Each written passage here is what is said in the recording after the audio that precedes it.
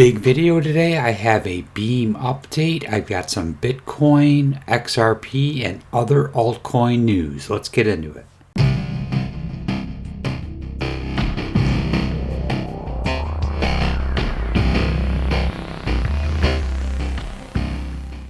First things first, I got an update on Beam. The rewards will be available on May 8th. That's coming up here. That will be on Thursday of this week. Season 1 ended on May the 1st. Season 2 started that day as well. So they posted here on their Twitter page, or X page. If you want to follow me on X, it's the_APY_guy. So make sure you follow me on there for updates. Next piece of news here is that Ripple gets aggressive with a $20 billion bid to buy Circle. Ripple is reported to have increased its offer to purchase Circle, the issuer of USDC, from $5 billion to over $20 billion. The higher valuation is now under active negotiation, according to Bloomberg sources. If confirmed, the deal would shift the balance of power in the global stablecoin market. This is huge for XRP holders and XRP's future, in my opinion. Ripple's move to acquire Circle would give it control of USDC, the world's second largest stablecoin. Obviously, USDT Tether would be the first. The timing of the proposed deal comes as Circle is cautious after filing an IPO application in the United States. Next thing I got is a clip here. It says that former PayPal president David Marcus says Bitcoin will power a new global financial infrastructure capable of moving trillions of dollars daily. All right, let's take a listen here. Big banks, legacy payment systems, SWIFT, watch out. I mean, I think, look, you need to build the best tool, right? No one is sending faxes after the internet. So, you know, the current version of the money networks are like the fax or even telex of, our age. And if you have a better thing that's actually really truly moving money to the place you want and taking it from the place you want globally, then yeah, it's like old networks are not going to be around. If you get this right, what does Lightspark look like by 2030? Well, I think, Lightspark is not the network. Lightspark is providing tools and services to network participants to be able to get on the money grid. And so we take a small cut of transactions. We think the addressable market for us is trillions of dollars a day. And so if we can take a small cut of trillions of dollars a day and then build all of the adjacent services that stem from having users at the scale of billions of people on the network, we'll do just fine. I think what he's saying there is he's saying that Bitcoin could be the actual network that moves the transactions around. It looks like his company Lightspark is like an onboarding company that's going to bring money onto the network and off of the network, and that's what he's trying to say, that his company can take a little bit of that, the trillions of dollars that's moved daily from different various fees. It seems like that's what he's saying. But anyway, that's definitely a bullish thing in my opinion. Next, I got this super interesting chart here from Phoenix. I'll give them props, news and analytics.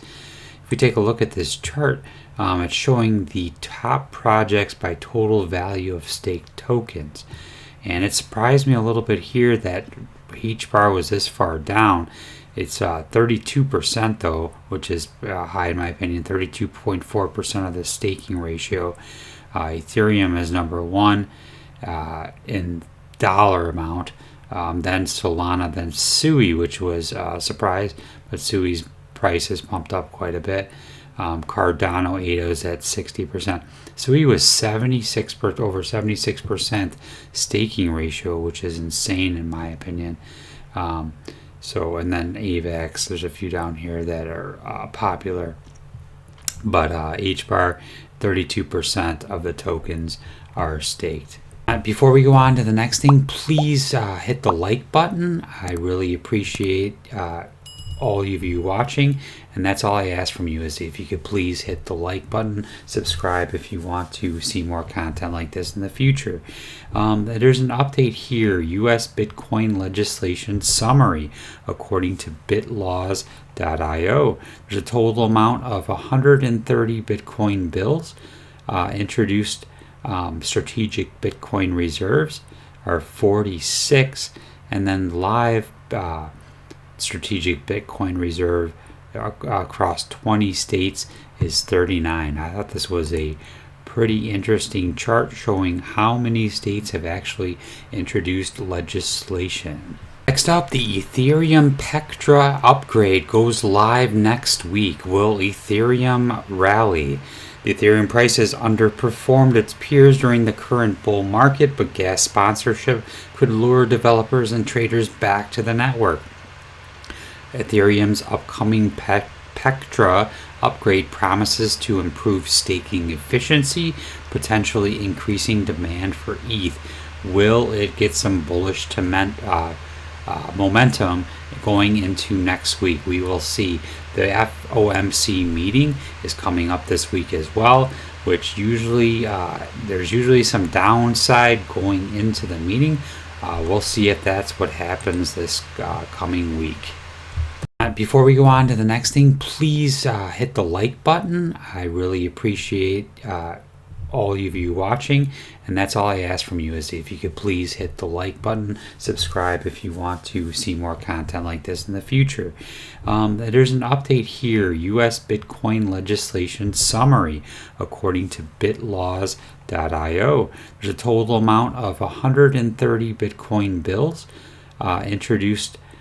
Strategic Bitcoin reserves are 46, and then live strategic Bitcoin reserve across 20 states is 39. I thought this was a pretty interesting chart showing how many states have actually introduced legislation. Next, I got a super interesting chart here. This is the Bitcoin dominance chart. We're up to 64.9% Bitcoin dominance in the market cap. The last time we saw it this high was all the way back at the end of 2021. Long time. Bitcoin dominance goes up. Usually alts are bleeding at that time. I thought this was a very interesting chart to take a look at today. If you like these news type videos that I make, please hit the like button and comment what you want to hear in the future. If it's stock market news, if it's crypto news, or if you just want me to continue to make passive income videos, which I will do anyway. Let's take a look at Coinbase's new commercial. If a Bitcoin was the size of a quarter, all 21 million of them would fit inside a single shipping container. But to fit the dollars the Fed prints on average every day, you'd need 72 shipping containers. Each year, you'd need 26,280 containers. And to fit what they've printed in the last decade, well, you'd need a lot more than that.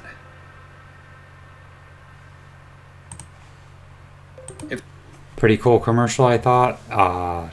If you haven't already, please make sure you hit the like, subscribe to the channel if you want to. As always, thank you for watching and have a great day.